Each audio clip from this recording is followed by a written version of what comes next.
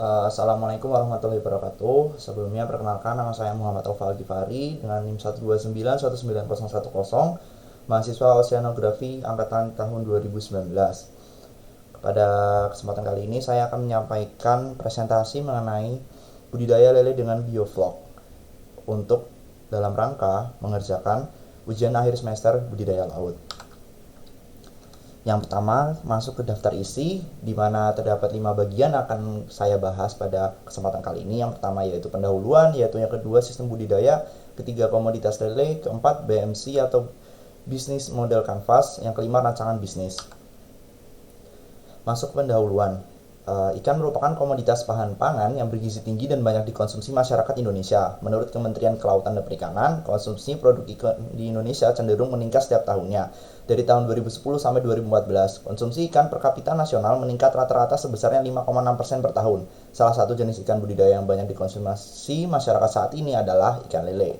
Dengan jumlah penduduknya semakin banyak di Indonesia maupun di dunia, maka bertambah pula kebutuhan pangannya. Bertambahnya kebutuhan pangan ini tidak dibersamai dengan bertambahnya sumber daya alam, melainkan semakin banyak eksploitasi yang dilakukan kepada sumber daya alam ini.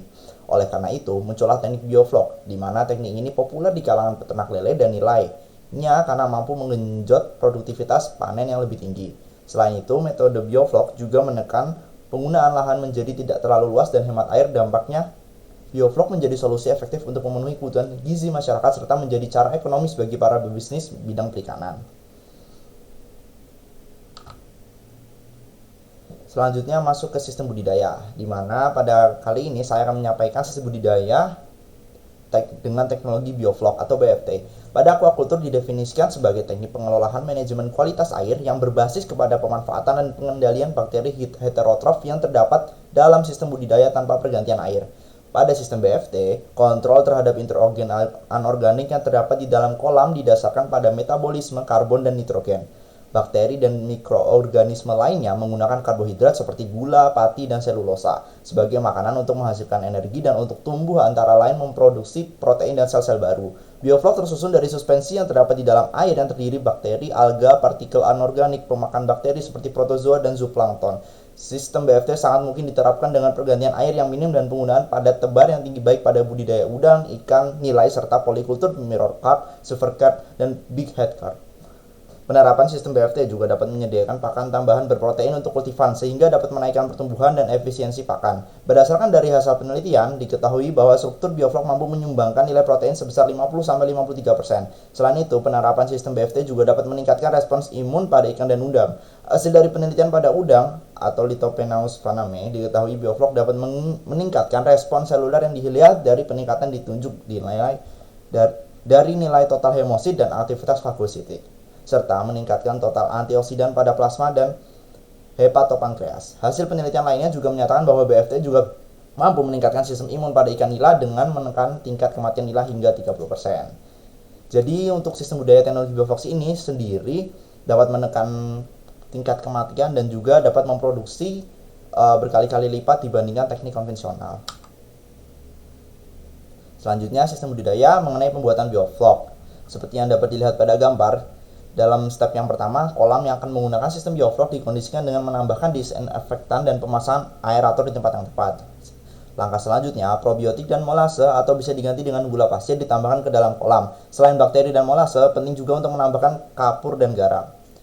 Selanjutnya, langkah yang ketiga, setelah 7 hari, kolam akan berubah warna hijau atau coklat dan terasa lebih licin. Benih ikan bisa mulai ditebar.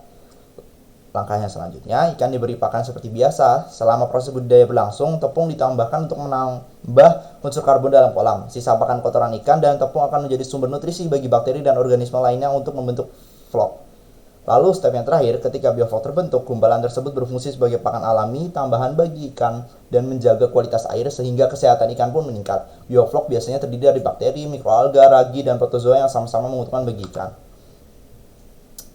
Masuk ke pembahasan selanjutnya mengenai spesifikasi per paket dari bioflok tersebut, di mana menurut sumber KKP seperti yang terlihat pada gambar, dengan kolam diameter 3 meter terdapat 3,5 ton pakan ikan, di mana prasarana wadah budidaya, instalasi listrik, instalasi aerasi atap, dan juga 36.000 ekor benih dan obat dan probiotik yang outputnya setelah dimasukkan ke dalam kolam berupa per siklus sepanjang 2,5 sampai 3 bulan untuk satu paket 3,6 ton yang menghasilkan 68,4 juta yang diintegrasikan dengan Yumina atau sayuran dan ikan dan Bumina buah dan ikan.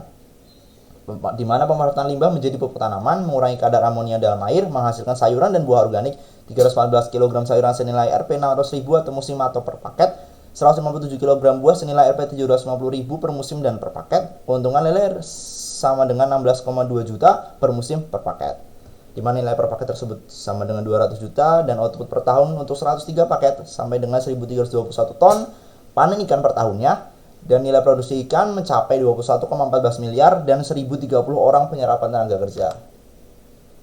Lalu apa sih keunggulan dari bioflok tersebut? Nah, sekiranya dapat dilihat pada gambar tersebut di mana pakan diberikan 2-4 kali dalam sehari. Benih pada tebar benih kisaran 600 sampai 1.000 ekor per meter kubik.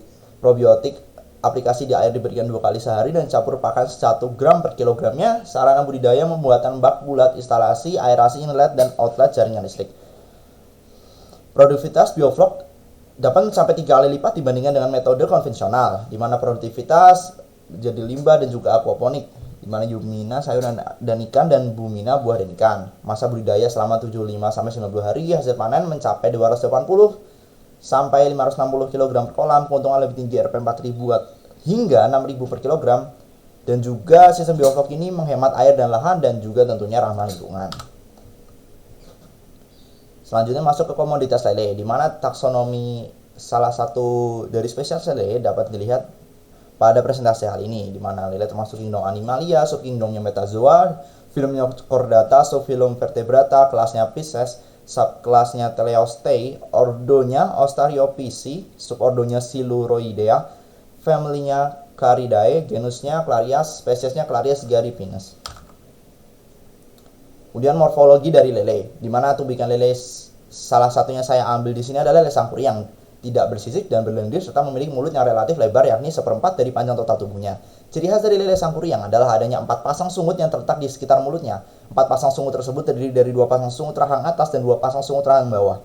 Lele sangkuriang memiliki kepala yang panjang, hampir mencapai 1/4 dari panjang tubuhnya, kepala pipih ke bawah atau depressed. Bagian atas dan bawah kepalanya tertutup oleh tulang pelat. Tulang ini membentuk ruangan rongga di atas insang. Mulut lele sangkuriang dilengkapi gigi nyata atau hanya berupa permukaan yang kasar di mulut bagian depan. Ikan ini mempunyai alat olfaktori di dekat sungutnya yang berfungsi untuk perabaan dan penciuman serta penglihatan lele yang kurang berfungsi baik. Selanjutnya matanya berbentuk kecil dan terpi orbital yang bebas, dan juga ikan lele sangkuriang mempunyai bentuk tubuh pemanjang agak bulat dan tidak bersisik. Lalu siklus hidup dari komoditas lele sendiri adalah di mana dapat dilihat pada gambar tersebut yang pada masa pengharapan berbentuk seperti itu, lalu 24 jam setelah menetas akan berbentuk seperti itu. Dan untuk selanjutnya dapat ditunjukkan pada akhir gambar.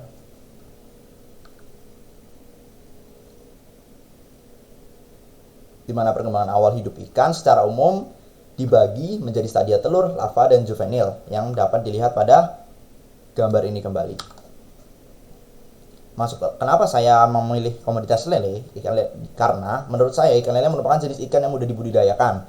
Kemampuan adaptasinya pun cukup tinggi sehingga dalam proses penyebarannya tidak mengalami kesulitan, terutama dalam perkembangbiakannya. Pada awalnya lele belum memiliki varietas yang dapat diunggulkan sehingga usaha budidaya ini belum dilirik oleh masyarakat. Saat ini lele yang dibudidayakan hanya sebatas lele lokal dan lele dumbo yang kurang menghasilkan, menurut Fauzi pada tahun 2013. Kemudian Muktiani menyatakan seiring perkembangan dunia perikanan serta aplikasi teknologi, kini muncul varietas baru yang diberi nama lele sangkuriang. Lele sangkuriang memang belum setenar lele dumbo, padahal lele sangkuriang ini adalah jenis lele yang dikembangkan dari varietas lele dumbo. Kehadiran lele sangkuriang ini difungsikan untuk memperbaiki kualitas lele dumbo yang mulai menurun akibat penanganan induk yang kurang baik. Masa pertumbuhan lele sangkuriang di Tangare lebih pesat dari lele dumbo, bahkan bisa mencapai 2 kali lebih cepat daripada lele dumbo. Lalu selanjutnya akan memasuki bagian BMC atau Business Model Canvas. Untuk poin yang pertama akan dibahas dengan Customer Segments, di mana pasaran sasaran yang akan dituju adalah retailer atau pedagang ikan lele yang tersebar di pasar salah satu pasar di mana Soreang Jongkosari, Pasar Sayati, Pasar Banjaran, Kabupaten Bandung. Lalu yang kedua, customer yang mengkonsumsi ikan lele sebagai lauk.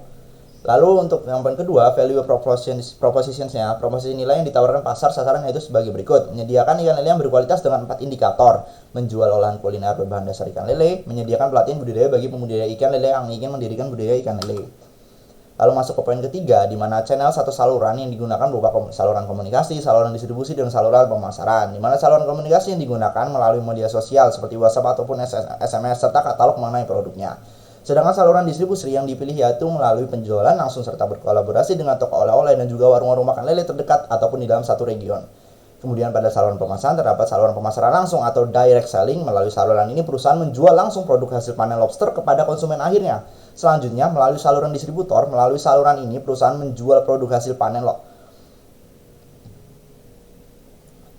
lele kepada konsumen akhir melalui perantara distributor. Tempat budidaya ini akan mensuplai produk kepada distributor untuk dijual kepada konsumen akhir oleh distributor. Dan saluran terakhir adalah dengan saluran pemasaran daring oleh marketing. Melalui saluran ini tempat budidaya dapat menjual produknya kepada konsumen akhir maupun mensuplai produk kepada distributor dengan jaringan internet yang dalam hal ini dengan bantuan media sosial. Masuk ke poin keempat, yaitu customer relationship. Dengan membangun hubungan dengan pelanggan, dilakukan hubungan personal dengan berbagai cara, yaitu broadcast produk melalui WA maupun SMS, dan juga pesan yang masuk ke pelanggan setelah membeli produk dan 1 bulan 1 kali untuk menjaga hubungan dengan pelanggannya. Lalu untuk revenue streams-nya, aluran pendapatan dapat didapatkan dari penjualan langsung maupun online.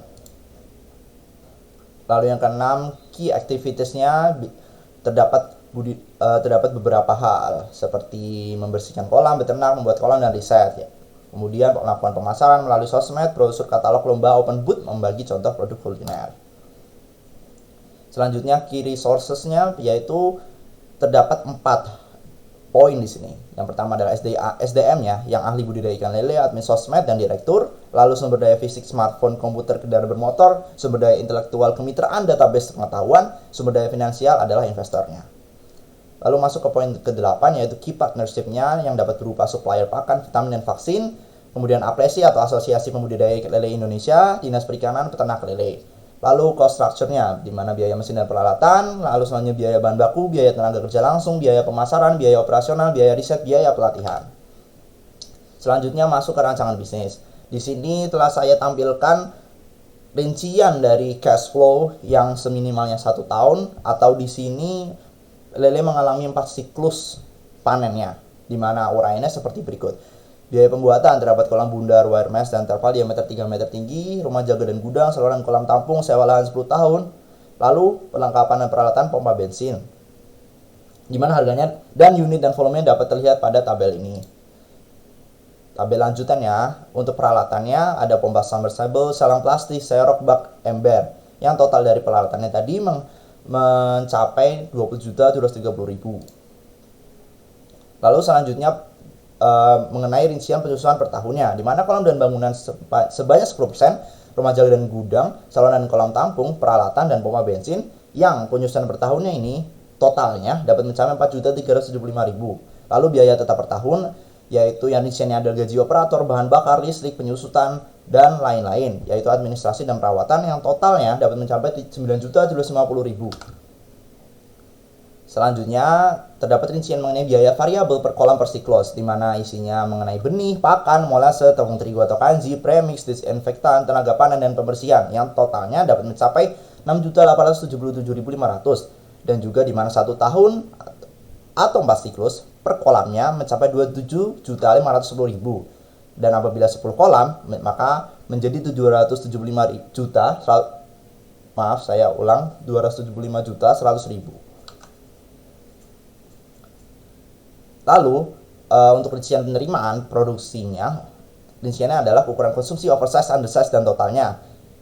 Lalu penerimaan 1 tahun atau 4 siklus, dan penerimaan 10 kolam, yang harganya dapat dilihat seperti rincian tersebut. Lalu keuntungan yang didapatkan mengenai rinciannya adalah total penerimaan yang sebesar 328 juta, lalu total pengeluaran adalah biaya tetap dan biaya variabel yang sebesar 9.750.000 ditambah 275.100.000, yang totalnya adalah 280.850.000. Lalu keuntungan bersihnya adalah penerimaan dikurangi pengeluaran yang menghasilkan 43.150.000, di mana disusun rancangan pengeluaran dan dapat pendapatan hanya berdasarkan studi literatur. Perhitungan ini diperhitungkan selama 4 kali siklus panen, yaitu 1 tahun didapatkan untung sebanyak 43.150.000 selama 4 kali siklus panennya. Lalu kesimpulannya adalah, penerapan sistem bioflok melalui rekayasa lingkungan dengan mengandalkan suplai oksigen dan pemanfaatan mikroorganisme mampu menjadikan hasil panen melonjak 3 kali lipat dibanding sebelumnya. Jika dibandingkan dengan budidaya sistem konvensional yang menerapkan metode pada tebar 100 ekor per meter kubiknya, di mana memerlukan waktu 80 hingga 140 hari untuk panen, maka untuk sistem bioflok dengan pada tebar 500 sampai 1000 ekor, yang mana hampir 10 kali lipatnya, hanya memerlukan waktu panen 75 hingga 90 hari saja. Teknologi bioflok ini memiliki unggulan yang terletak pada tingkat penggunaan air dan lahan yang lebih baik, karena sistem tergantung pada pertukaran air yang terbatas atau bahkan mendekati nol. Dampak lingkungan keseluruhan dari produksi menjadi rendah, input air yang berkurang mengurangi polusi dan memungkinkan biosecurity yang lebih besar selama produksi.